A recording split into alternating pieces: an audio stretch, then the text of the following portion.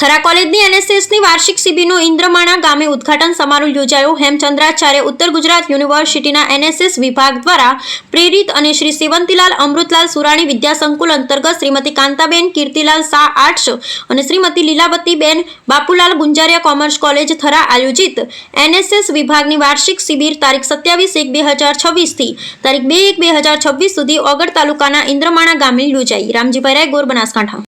मंडल थरा संचालित श्री सेवंतीलाल सुराणी विद्या संकुल अंतर्गत कांताबेन कीर्तिलाल आर्ट्स और लीलावतीबेन बापूलाल गुंजारिया कॉमर्स कॉलेज अंतर्गत आ एनएसएस शिबिर आयोजन आज इंद्रमाणा मुकामे राखेलो है।